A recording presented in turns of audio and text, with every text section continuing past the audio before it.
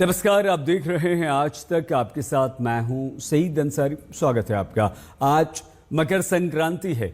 सूर्य देव के दक्षिणायन से उत्तरायण में जाने तो राजनीति में भी दिशाएं बदल रही हैं, चक्र बदल रहे हैं, ग्रह नक्षत्र की स्थितियां बदल रही हैं। मकर संक्रांति पर बिहार में चूड़ा दही खाने की परंपरा है, खिचड़ी खाने की परंपरा है, तो राजनीति में भी तरह तरह की खिचड़ी पकती दिखाई दे रही है। बिहार में लालू की बेटी मीसा भारती का नया बयान सामने आ गया। मीसा कह रही हैं, नीतीश कुमार के लिए हमारे दरवाजे हमेशा खुले हैं। तो दिल्ली की चुनावी हांडी में अलग किस्म की खिचड़ी पक रही है।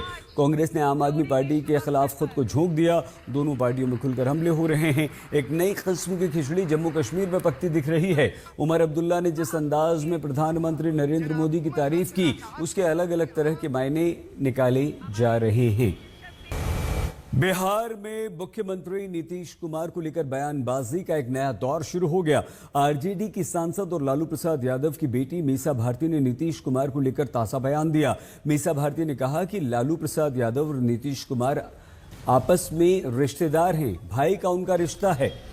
नीतीश कुमार हमारे परिवार के सदस्य हैं, हमारे अभिभावक हैं।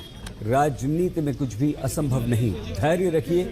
नीतीश कुमार के लिए हमारा घर हमेशा खुला है। आइए हम बिहार पटना सीधे आपको लिए चलते हैं। शशि भूषण हमारे संवाददाता इस समय हमारे साथ जुड़ चुके हैं। अब से कुछ देर पहले लालू राबड़ी के घर चूड़ा दही खाकर आए हैं, लेकिन मकर संक्रांति पर खिचड़ी भी दिल्ली में पक रही है।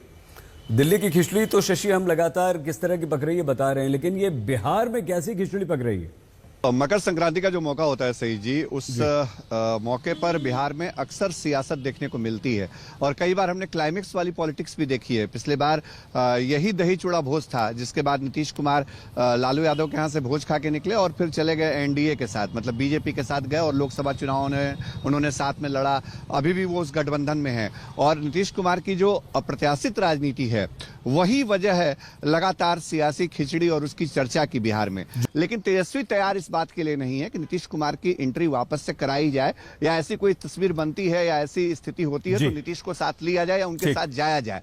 जबकि लालू यादव खुला ऑफर दे चुके हैं, मीसा भारती हर दिन ऑफर दे रही हैं, तो यहाँ परिवार ही बंटा हुआ ज्यादा दिखता है। सही जी, बिल्कुल ठीक कह रहे हैं शशि आप। बहुत धन्यवाद। शशि भूषण हमारे संवाददाता जानकारी दे रहे थे। नीतीश कुमार के साथ आने पर लालू परिवार में बयानों का दौर चलता रहा है। लालू प्रसाद यादव ने दरवाजा खुला रहने की बात की तो तेजस्वी यादव बोले कि नीतीश कुमार अब अतीत बन चुके हैं। अब जाहिर है मीसा भारती के बयान पर बिहार में गजब की खलबली मची है। बीजेपी और जेडीयू के नेता लगातार कह रहे हैं कि लालू प्रसाद यादव ख्याली पुलाव पका रहे हैं। मीसा भारती ने कहा कि नीतीश हमारे अभिभावक हैं, हमारा घर उनके लिए हमेशा खुला है। और चिराग पासवान ने जवाब दिया कि एनडीए अटूट है और आरजेडी में तेजस्वी यादव ये कहते हैं कि नहीं, हमारे दरवाजे तो बंद हैं। इसी आशा पर वो जिंदा हैं बेचारे।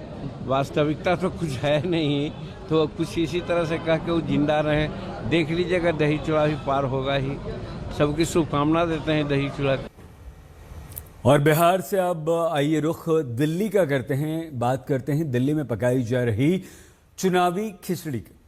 इस बार कांग्रेस ने अपनी हांडी अलग चढ़ा दी। राहुल गांधी पूरी तरह से एक्टिव हो गए।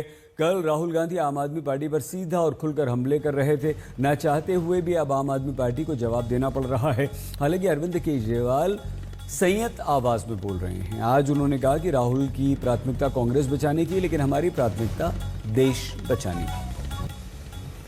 केजरीवाल ने कैसे राहुल गांधी पर हमला किया, अब हम आपको वो सुनवाते हैं।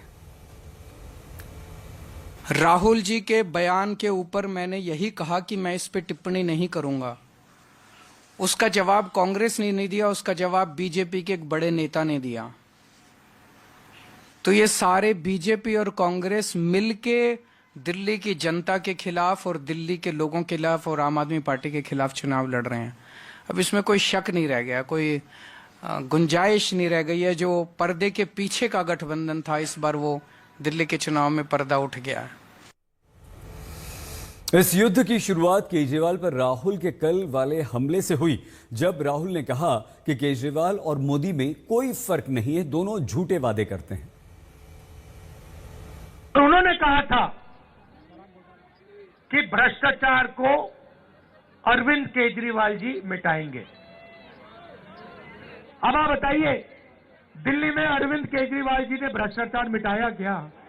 तो जैसे प्रचार नरेंद्र मोदी जी करते हैं मीडिया का, झूठे वायदे, एक के बाद एक झूठे वायदे, वैसे ही स्ट्रैटेजी केजरीवाल जी की है। और ये जुबानी जो वार पलटवार है, ये सिर्फ बड़े नेताओं में ही नहीं चल रहा है, बल्कि पार्टी के हर नेता में इस तरह का वार पलटवार चल रहा है। संजय सिंह राहुल को लेकर क्या कहते हैं, मुख्यमंत्री आतिशी राहुल को घेर रही हैं। वो कांग्रेस और आम आदमी पार्टी जो साथ में थे लेकिन दिल्ली में अलग है, इंडिया गठबंधन का हिस्सा थे लेकिन यहाँ अलग लड़ रहे हैं। सुनिए। और पार्लियामेंट के अंदर, चाहे पार्लियामेंट के परिसर में हो और चाहे प्रधानमंत्री के सामने वो नारा कहिए तो मैं फिर दोहरा दूं, मोदी अडानी भाई भाई वाला किसने लगाया था? हम लोगों ने लगाया था, आम आदमी पार्टी वालों ने। तो इसलिए राहुल गांधी जी से किसी प्रकार का प्रमाण पत्र अरविंद केजरीवाल और आम आदमी पार्टी को नहीं चाहिए। ऐसा कैसे होता है कि संदीप दीक्षित जी अरविंद केजरीवाल जी के खिलाफ कंप्लेंट फाइल करने के लिए एलजी साहब के पास जाते हैं? एलजी साहब से अपॉइंटमेंट लेने के लिए विधायकों को दिनों तक इंतजार करना पड़ता है, अपॉइंटमेंट नहीं मिलती है। लेकिन जब संदीप दीक्षित जी समय मांगते हैं तो उन्हें टाइम दे दिया जाता है, तुरंत उस पर कार्रवाई होती है, उस पर एफआईआर होती है। तो ये क्या हो रहा है? ये बिल्कुल साफ है कि कांग्रेस के कैंडिडेट्स के बीच में, भारतीय जनता पार्टी के बीच में जुगलबंदी चल रही है। आइए हम आपको दिल्ली हमारे संवाददाता राहुल गौतम के पास लिए चलते हैं। राहुल हमारे साथ जुड़ चुके हैं। राहुल, लोकसभा में आम आदमी पार्टी कांग्रेस साथ में लड़ते हैं, अब दोनों एक दूसरे के खिलाफ लड़ रहे हैं, क्या सीधे सीधे इसका फायदा बीजेपी को मिलता दिख रहा है?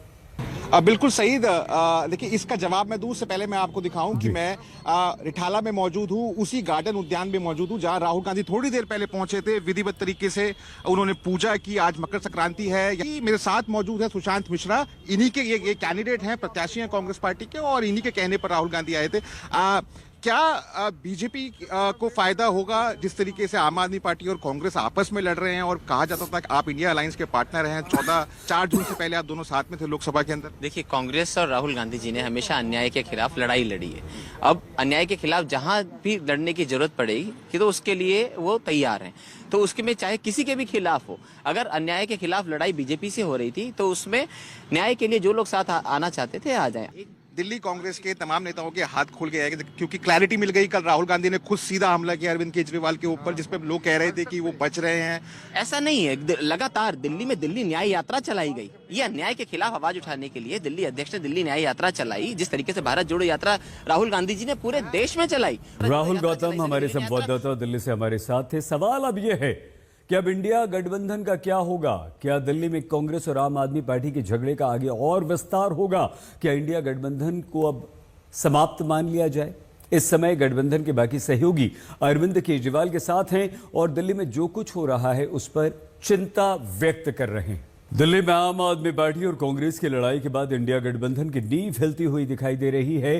अब शरद पवार का भी बयान सामने आ गया। शरद पवार ने कहा कि जब गठबंधन का ऐलान हुआ था तो स्थानीय चुनावों पर कोई बात नहीं हुई थी, हम लोकसभा के लिए एक साथ आए थे, स्थानीय चुनाव, विधानसभा चुनाव अलग अलग लड़ने के लिए सब स्वतंत्र हैं।